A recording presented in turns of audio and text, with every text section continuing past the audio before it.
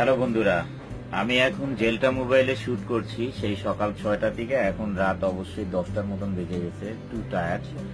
আর আমার সাথে আছে আমার সুইটহার্ট। আমার সাথে আছে মানে কি, আমি কিন্তু অ্যাডে নাই, আমি জাস্ট অনেক কোম্পানি দিতে এসেছি। বিকজ যেখানেই এ সেইখানেই বি থাকবে। A B, A and B always together, you know guys. Take care and pray for us. Good night.